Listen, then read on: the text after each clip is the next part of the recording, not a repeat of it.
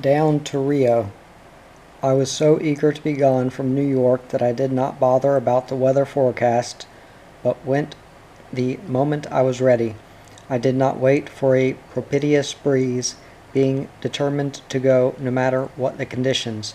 I had been trained to go to sea when ready, and indeed this is almost invariably the best thing to do.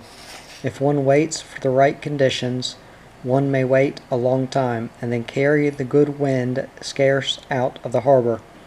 Ports are bad places for ships and men. To get out of them with the least possible delay was always my ambition. So we had sailed, and the men taking the pilot off somewhere near Ambrose, light shouted from their cutter that a gale was expected. Well, it would be from the northwest, that would be good. It was a fair wind. The gale blew soon enough, and we hurried on.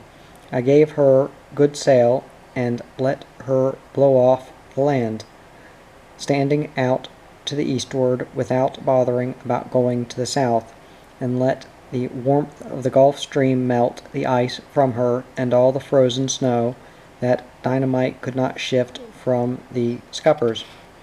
I took my departure from Fire Island. The first week we ran well over 1,000 miles, and the sun shone. I had to stand well out to the eastwards to find the northeast trades and to cross the line with the southeast trade, otherwise a dead headwind, usable so it would not jam me on Cape Street. Rogue. The square-rigged ship setting out on an ocean voyage follows no straight line between 2 points. Usable winds matter to her far more than mere distance, and she must seek always to follow such a route as ought normally to give her the best winds. This was what I was now setting out to do. I would go eastwards first, gradually inclining a little to the south, and then when I was sufficiently to the eastwards to head due south, and amply weather Fernando Noronha with the southeast trade. Why, then I would go boldly on my way. If I could, of course, if I could. The sailing ship runs to no schedule, and finds no winds made ready for her. She has to make her voyages largely under God. At any rate, it was sense to stand first where the good winds blew, instead of at once trying to get southing against the Gulf Stream and into the region of variables known as the horse latitudes. So I stood east a goodly distance, and then the wind came from the south, so I could not go that way. Well, so it is. There are always reverses. One has to do the best with what conditions the ocean brings, and it is no use to rant and fume about them. We had come almost within sight of Madeira again before we were able to head to the south. In the meantime, I had almost lost the ship. It happened in a Gulf Stream squall about a week after we left New York. I was just congratulating myself on the absence of storms when we were caught aback in a sudden northeast gale in the middle of a black rain-filled night, and came almighty near to being blown over. She put her rail right under with sternway, and the wind shrieking, and aloft the rags of blown-out sails thundering like the booming of cannon that the storm had loosed on us. The conditions had been worrying and unsettled earlier in the night, with the glass falling slightly and lightning all around. I did not know quite what to make of it, for there is no forecasting the Gulf Stream weather, but at any rate I expected some sort of a change, and prepared for it. I stowed all the kites and shortened her down. I was being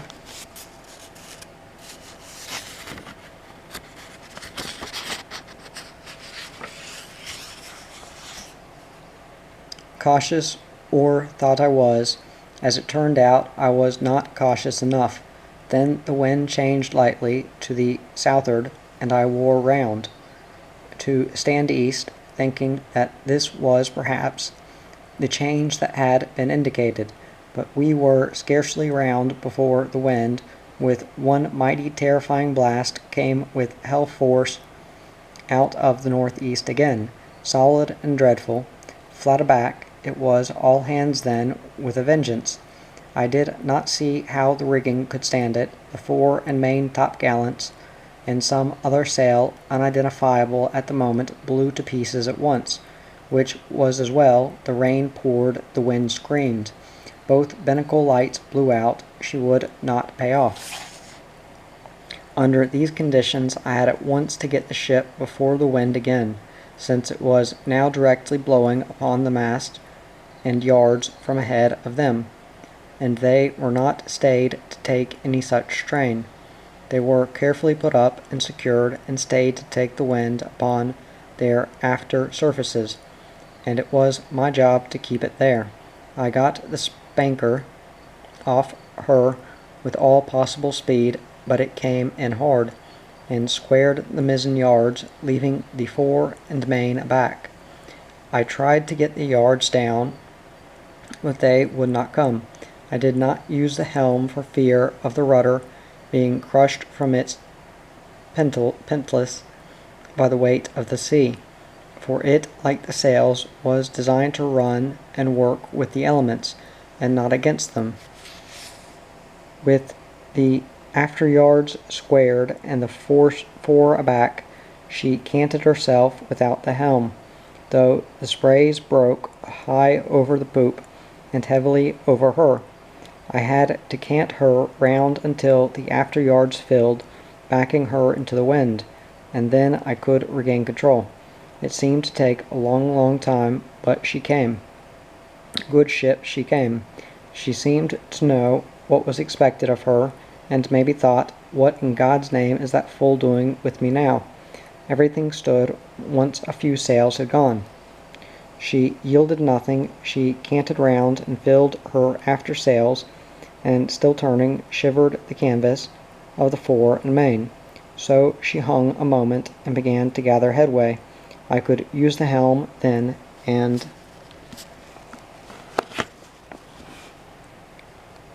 the brief battle was won. I shortened down with a vengeance and ran before the wind, and with very little sail ran at 10 knots through the night. She'd blown the fore and main topgallants sails to ribbons, and the fore course was badly split. A head sail was gone too, but the mast stood, and there was no damage to the rigging. Taking in the main topsail, I ran under the reefed fore. The chain sheets took charge and carried away some of the fifth rail, but we had escaped lightly, all things considered. One of the boys had hurt his arm. I fixed him afterwards in the 'tween decks when the ship was safe, and looked around at the merry boys, chaffing one another and laughing, fresh down from the yards, and little Stormalong in his hammock, asleep again already, and young Hilgard tearing round looking for a piece of cheese. And I got to thinking how easily the lot of them might have been at the bottom of the sea, and afterwards, when I could sleep briefly for a while, had a nightmare about a fellow who took a ship out on a voyage without sufficient funds and lots of troubles, and woke up in a sweat to realize that that fellow was myself. Those rocks ground hard, I suppose hard and deep. I went on deck again, for I could not sleep. In the morning we saw that the fore topgallant mast was sprung, though not badly, but we had to send the fore royal yard down and unbend the flying jib. We changed the blown-out sails, saving whatever could be saved of them, and wandered on, and there was no more bad weather between that night and Rio de Janeiro. We found the trade wind in due course, and again the flying fish skimmed away wide-eyed before our bow, and sometimes there were holes in the trade wind where it was calm. Then we swam with the shark-looking lookouts aloft, or if it was calm enough, swung out the boats and rowed. I saw that the Narrows ice had scraped much of the paint from our waterline, and here the moss was already beginning to grow. The fourth week out we made a miserable 250 miles.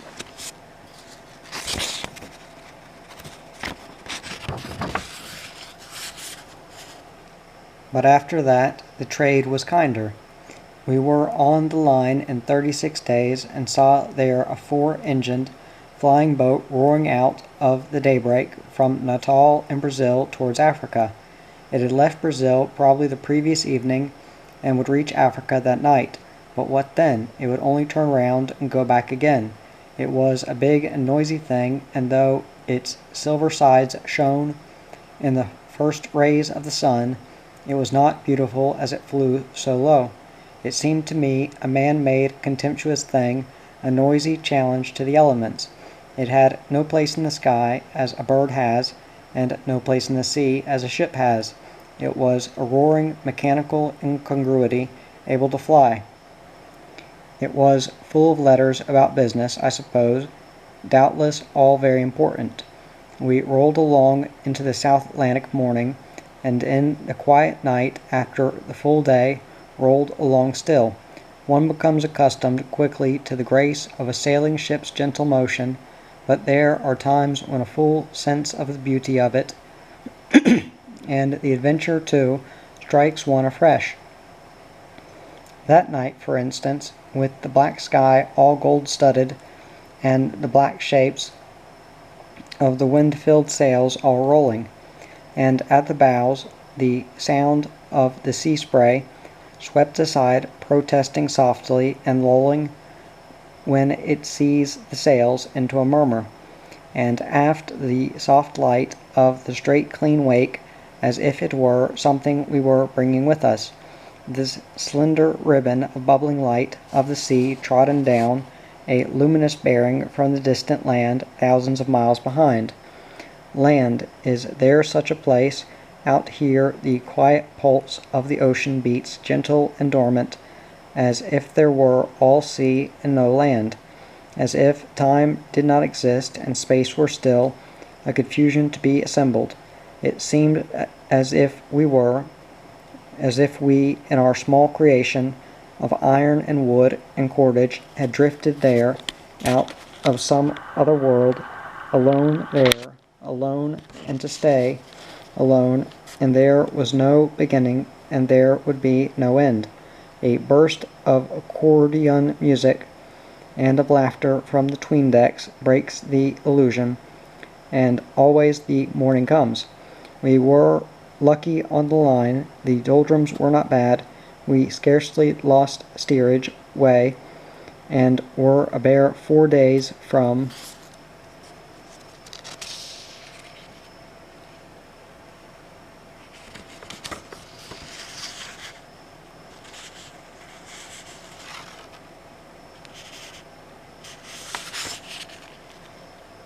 trade to trade, northeast to southeast. Meanwhile, there was plenty of rain, and all hands washed. Neptune came aboard and baptized the new hands with due ceremony. The southeast trade at first was hesitant and fitful, but we seemed to have lost what few querulous elements we had had, and the ship was happy. Too happy to be upset by a few days of poor trade. A shoal of flying fish, misguided creatures, flew on board and into the cook's frying pan. In the tropic evenings the ship was a scene of great content, with singing and with music, and late into the night the deck watch yarned on the spare spar beneath the skids of ships and storms and things and England, and of school days and of great hair-raising adventures that probably never happened.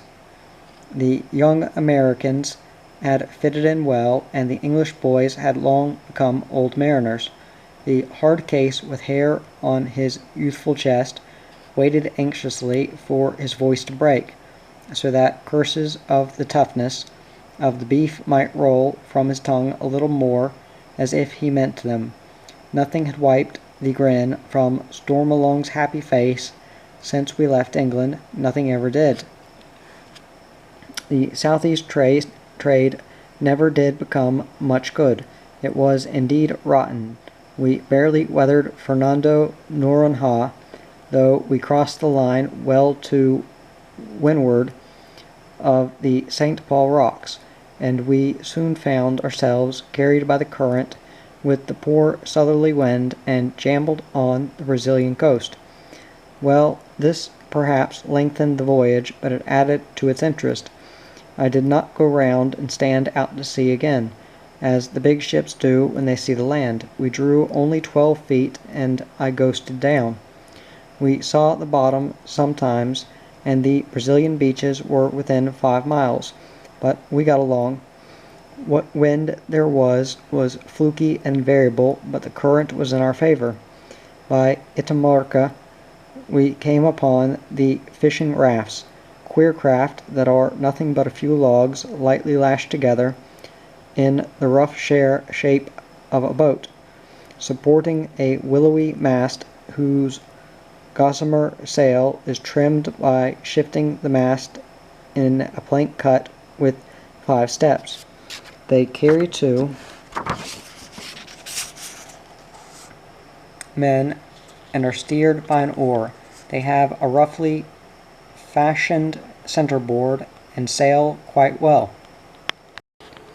We were becalmed that morning with little prospect of a breeze. I hoped some of the fishermen would come close that I might buy some fish from them for a meal. We could catch none ourselves, but the fishermen paid no attention to us, not being accustomed to trade fish to passing sailing vessels, as their brethren are in the North Sea and the Baltic. I determined to swing out the dinghy and go to them. The ship would stay where she was, at least for the morning.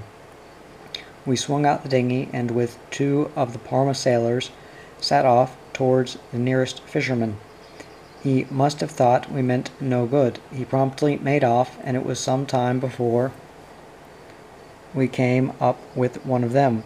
They were primitive, like their rafts, but we got some fish, not many. The catch was not very good that day.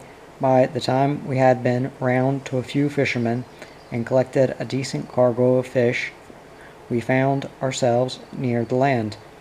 It was still calm. There was some surf running, but I thought I saw at least one good passage through to the beach.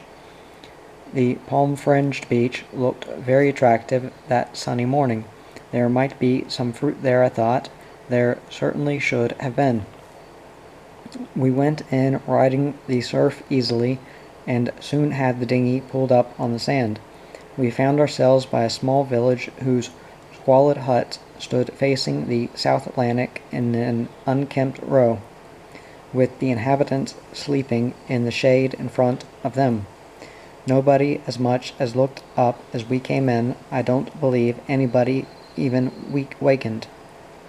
Our surreptitious landing on the Brazilian coast was accomplished entirely without opposition, and we looked hungrily round for fruit. There was no fruit. There was nothing in the place. The few citizens who eventually awoke for brief periods did not appear even to be aware of the village's name. At any rate, I never discovered it. A man rode a tiny pony by the water's edge, laden heavily with sacks of something, and wanged the poor beast unmercifully with a stick. This was the only inhabitant to show any signs of activity. There was a small local store, not looking very prosperous, and to this I now made my way with some doubts, though I thought that at least there might be some fresh vegetables there, or eggs. But there was nothing. The place was a poor copy of our own provision room, without its variety, sacks of flowers and rice, some biscuits in ancient rusted tins, some wines, dried, salted, and tinned fish. Huge chunks of dried beef that looked like the bark of trees, except that numerous maggots worked happily in it, and fireworks, lots of these, and a bunch of children's sand buckets hanging on a string. The Indian in charge took our visit most phlegmatically. Outside, a Robinson Crusoe figure, huddled in rags, sat asleep on the tumbled-down porch. Later, this somnolent and incredibly dirty one arose, shuffled in, crossed himself several times most fervently, and borrowed a match. There was nothing to be bought in the shop or from the village except a few coconuts we gained permission to climb for. With these and the dinghy we launched and departed, a few urchins having assembled by this time to see us off. The adult inhabitants still slept the sleep of the righteous undisturbed. In the inside passage between the reef and the beach, a flotilla of native trading vessels passed under sail bound to Olinda or Pernambuco. There was no sound here save the gentle murmur of the sea along the reef. The softness of its caress on the yellow beach was without noise, and the trading vessels passed in utter silence, and it seemed to me there was a national conspiracy between nature and the inhabitants here to foster sleep. Perhaps this was right enough for a tropic beach, but these surely were queer humans who lolled upon the beach of a vastly rich country where they might so easily have tilled and grown so many benefits for themselves. Instead they lay sleeping before hovels with their faces to the sea. We were 5 hours from the ship. The fish tasted fine, but the coconuts were rotten.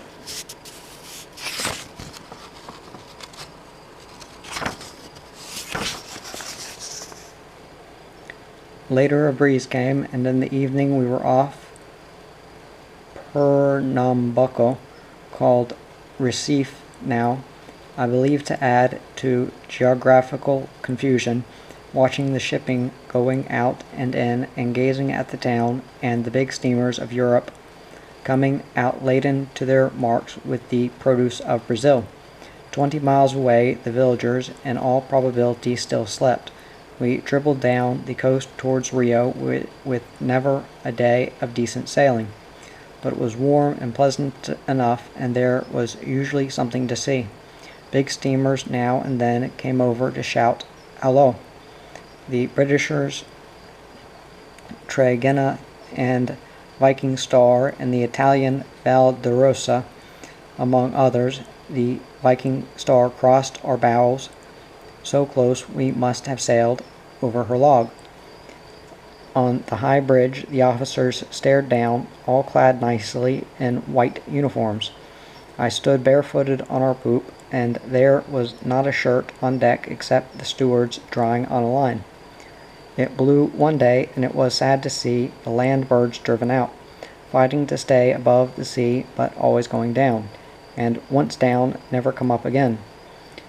At last we had Cape Frio in sight, and were near to Rio, sailing along that day with baffling conditions and gradually picking up the bizarre landmarks of the Brazilian capital, the Sugarloaf, Corcovado, Tijuca Peak, and later the island of Redondo. It was night by the time we had closed with the approaches to the harbor. It was my first visit in those waters, and I did not go in. A quiet land breeze blew in the shrouds, and I hove to under easy canvas, heading south to await the sea breeze of the morning. I might have gone in, for the breeze at first would have led us in, but I could not distinguish the buoys for the neon advertising lights round the waterfront and on the hills. The chart was not very helpful. No reliance can be placed on the buoys, was its contribution. I would not go in by night. The way in was clear enough. It is finding the anchorage in a strange place by night that is difficult. I was being cautious. In the morning I saw that I could very well have gone. The harbor was open, safe, and commodious. Such dangers as there were large and obvious. and now there was no breeze. I would have hired a tug had any come out to us. None came. Steamers went by in and out. We lay becalmed off the Grandois entrance of Rio Bay, with the Sugarloaf and the Christ-surmounted Corcovado now high above us in the clear morning air. The big liners, Augustus and Cap Acorna, went in and out again while we waited for wind. Rio is beautiful enough to spend a morning looking at from the outside before going in, though at first glance so familiar does one become from childhood with pictures of the Sugarloaf, it looked more like a stage setting come to life than any real harbor. The steamers hurried in and hurried out, and the passengers with them. We had the time to look, and the place meant something to us after 57 ocean days. The sea breeze was late that day, and it was afternoon before we came bowling into the harbor. But the wind, when it did come, was fresh and fair, and we ran splendidly at a great clip, turning the bay waves to white along our sides and carrying a full press of canvas right to the anchorage. This was the way to do it. I forgot that I should have been willing to hire a tug. We dipped to the forts, heel a little to the freshening breeze. I straightened up for the anchorage.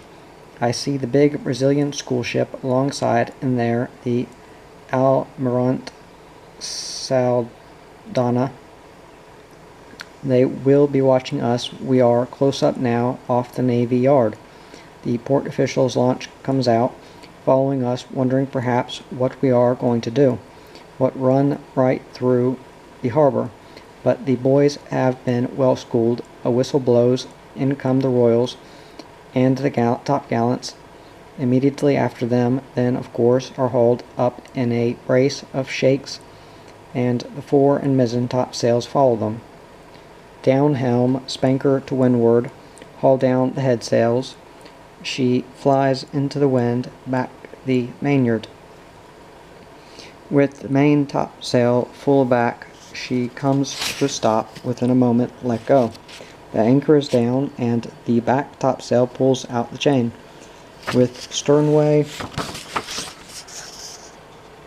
enough on her, that also is clewed up.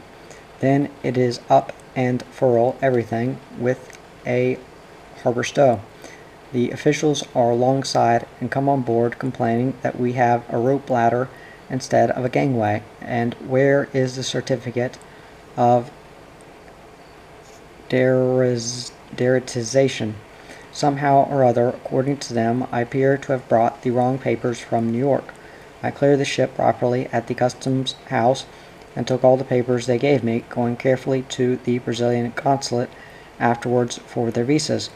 But the shipmaster who carried with him all the documents that all officials want must have his own printing house.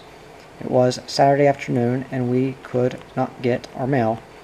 A ship chandler was our only welcomer. We were ashore that night. I went for a spin on the harbor with some of the boys and came across the rusted hull of a bark tied in a corner near the Pan American Airway base, Melo Franco. I read on the rusted counter and the bows, from which the figurehead, sadly weather-beaten, now still rises in flowing grace, Melo Franco. There is the romance of the Mediterranean in that mellow name.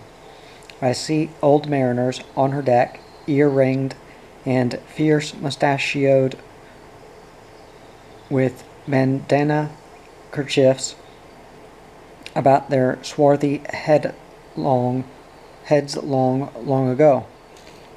Now she is nothing but a pitiful heap of rust left standing there, yet she still has grace. She looks as if the slightest movement would cause her utter disintegration.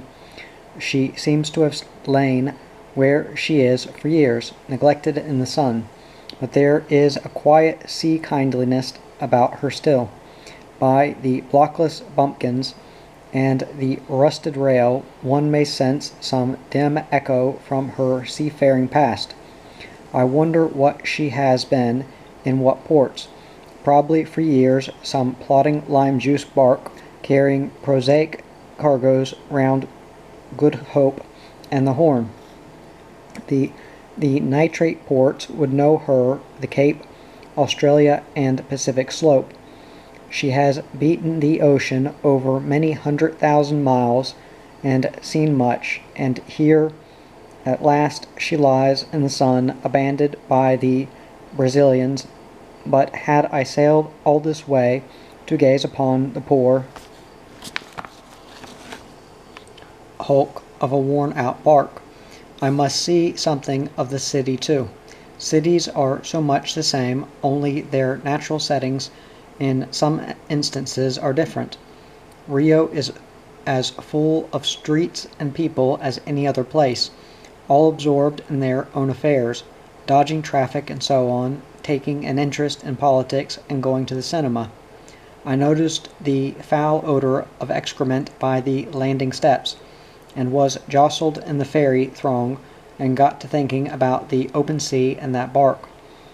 I stayed a week in Rio, setting up the standing rigging for the west wind's passage to the Cape and beyond to the East Indies, and cleaning up the ship overside, scraping off barnacles, taking in sea stores, and between times watching the Willie ship chandler, that he did not get too far to windward of me.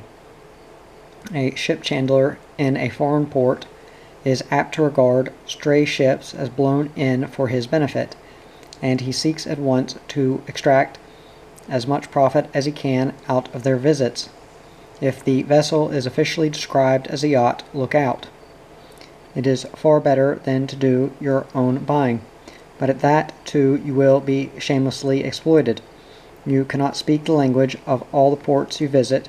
Sooner or later you will have to engage some chandler or go-between.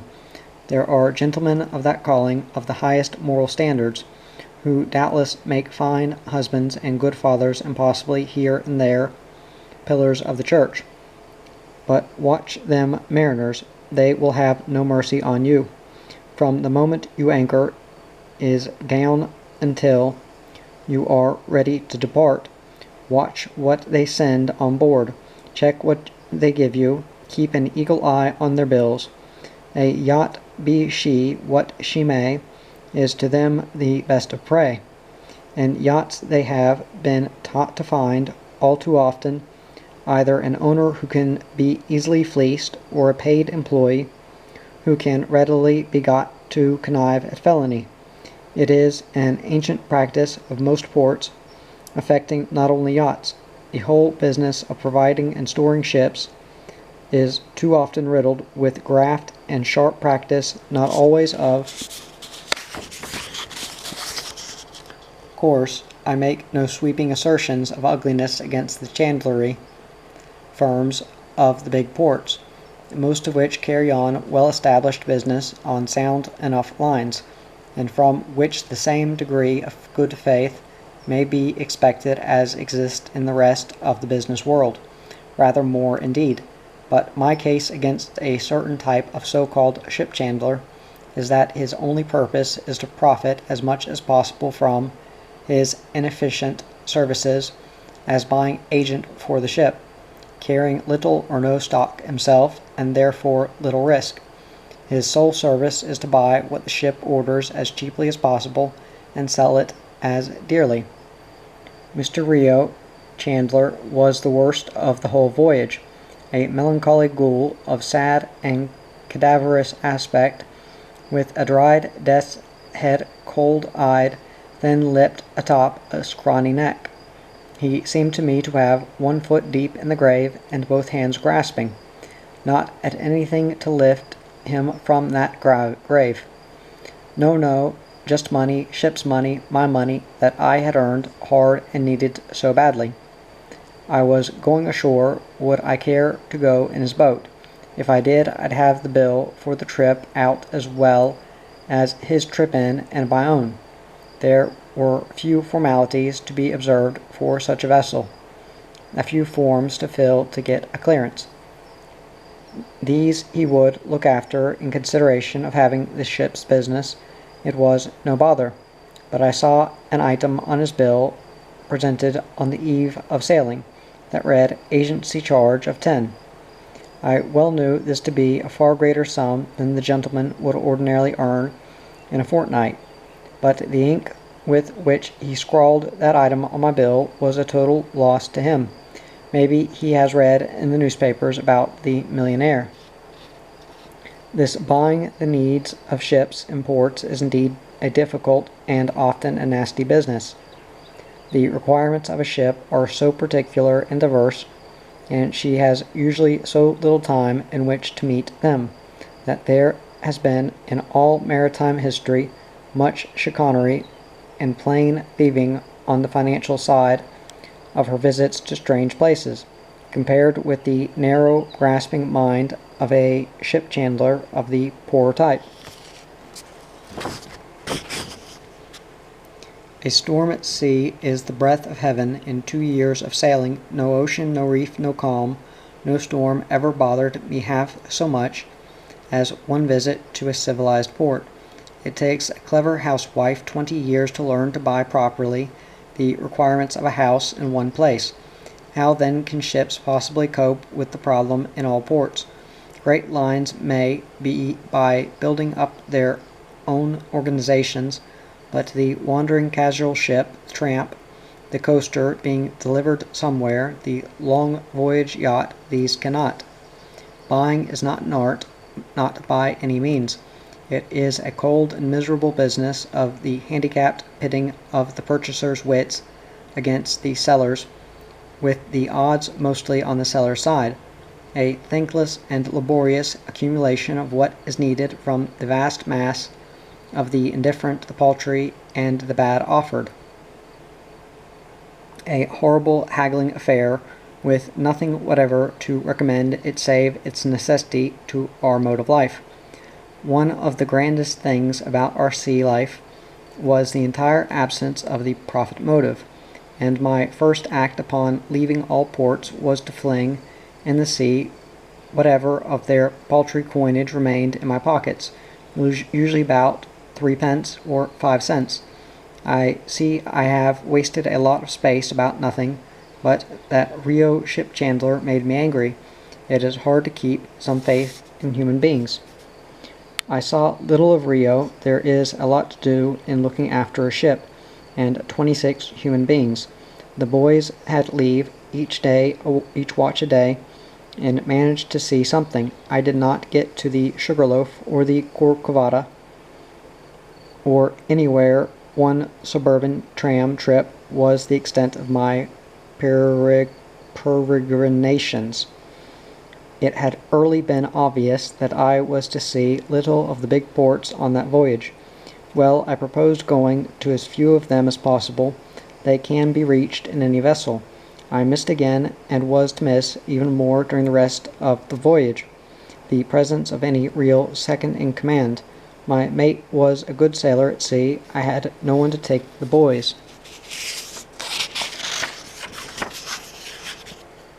On-shore excursions, trips in the lifeboat, and so on, which could very well have been arranged and would have been beneficial. I had no time to spare for such diversions, and no one else to send, and some of the college boys were a little old for such pastimes, or thought they were. They preferred to find their own amusements, and in port were sometimes hard to hold. The Almirante Saldana, a high-sided queer kind of an auxiliary bastard schooner, once dried her sails, and on Saturday the 6th of April I sailed from the anchorage early in the morning, dribbling out with the slight tide and almost no wind. We drifted pretty close to the Navy Yard church and the mooring buoys before she would turn round, but once round she was controllable, though we passed within a few yards of the rocks at the forts in the entrance. The Sugarloaf towered over us at closer hand than I would have chosen, but we were clear of the harbor mouth before the morning sea breeze came, and were able then to use it to speed us on our way. The curious contortions of Rio's sudden hills made a background of loveliness as we sailed. I was sorry I saw so little of the place, but it could not be helped. I was now bound eastwards toward the Cape, having decided after the New York accident to make an eastbound rounding instead of westward. The season was far advanced then off the Horn, and Magellan without an engine was no road for us into the Pacific. We might have got through, but we might not. At any rate, it would have taken a long time, and I had a number of boys. The eastwards way gave fair winds towards Good Hope and the East Indies, but it would make our tropic sailing rather hard and the whole circumnavigation much more difficult. It is better on any sail-driven circumnavigation to reach the Pacific by Panama and go on westwards round the world with the Pacific trades and the Indian monsoons, all fair winds. This is the route usually chosen, but it has become something of a beaten track. I had a full-rigged ship, stouter hulled than any of the great navigators had sailed, and I wished to sail as they had sailed, taking the world and the seas as we found them, without using canals which, to my antiquated way of thinking, were, at least for this voyage, bypaths of softness. I had a good ship, let hers be a real voyage. In Rio we had sent down the royal yards and bent the three-cornered mainsail in readiness for the west winds of the 40s, but we were a long time finding them. We could have carried studded sails for the first 2 weeks, if there had been any wind to fill them. I made what southing I could, for Rio is at the tropic's edge, and I now wished to get the latitude in before going eastwards with the west winds. But it was so warm and mild, and there was so little wind even on the 38th degree, that the boys were swimming over the side. The albatrosses were with us now, and I fed them some alleged pork we had on board in 3 barrels, of which the steward could find not the slightest evidence of the flesh of pig. 17 of them sat round and waited for the pork, night and morning, growing plump and preening themselves, and now and then gargling a little sea water pleasantly to wash down their pork, and making queer noises. On Good Friday our run was 6 miles, and the boys swam among the albatrosses. We put the starboard lifeboat over for some exercise, and pulled among the birds, feeding them, and in a little while they consented to be fed by hand, even the great albatross, and we lifted one up and placed it in the boat, being mighty quick about it, for the bird objected violently to this unexpected treatment.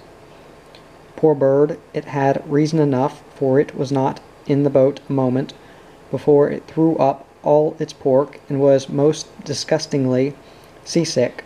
We let it go again. We had meant it no harm. I like the albatross. There is always a friendly, benevolent look in his eye, not like the harsh countenanced mollymauk, and he glides so beautifully.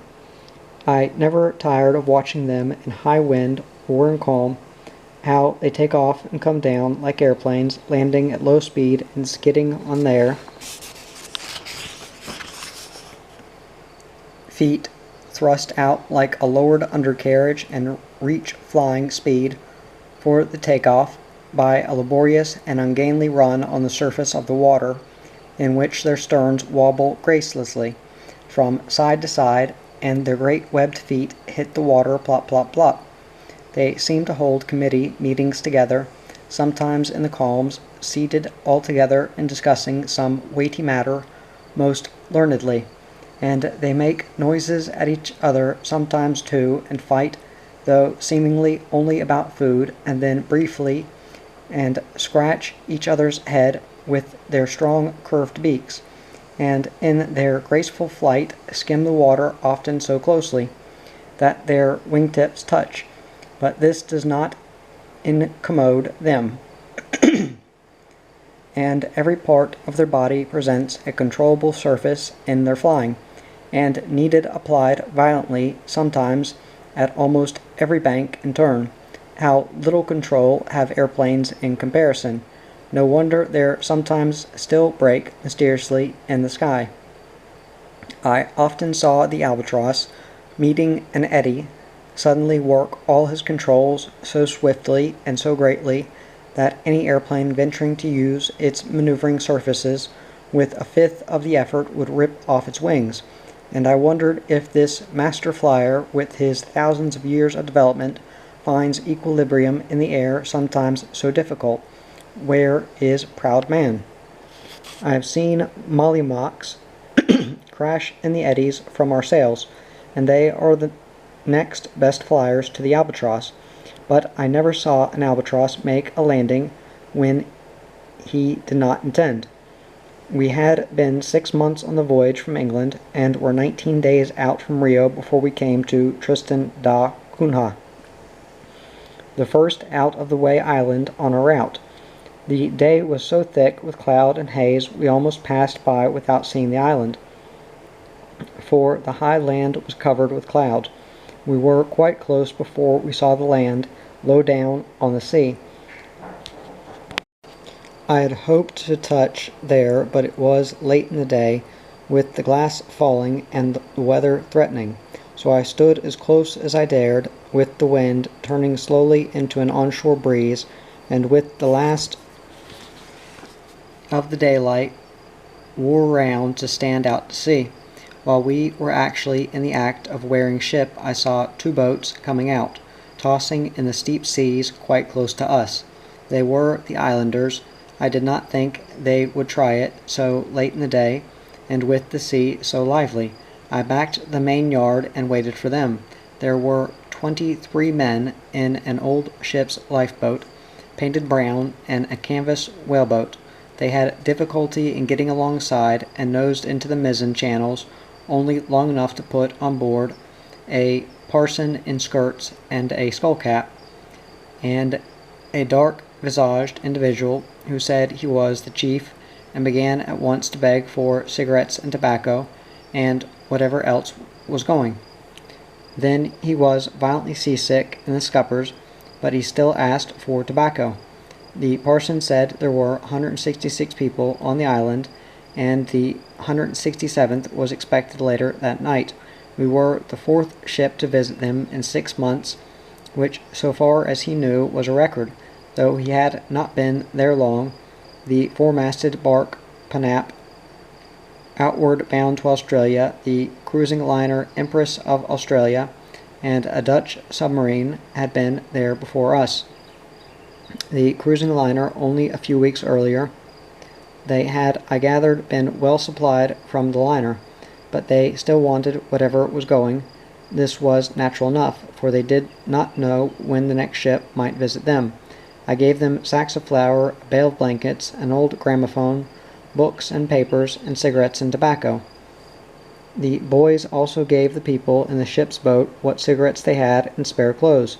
I had read in the Pilot earlier that day, fowls, geese, sheep, pigs, feathers, hens, and seabirds' eggs, milk, moccasins, sheepskins, and polished horns of cattle are kept ready for bartering with passing vessels. A sheep would have gone down pretty well with us. We had no fresh food, but their boats were empty, and when they had taken what we gave, they departed with 3 cheers. It was dark then, with the wind increasing. I stood out to sea. In the middle watch we saw the island again, still shrouded in heavy cloud, standing like a black rain squall, squat and sullen in the sea. Miserable and forlorn rock, I wonder that any human beings remain there. A week of strong west wind at last sent us foaming along, but we were a month out of Rio before the reflection of the Cape Town lights showed feebly in the eastern sky.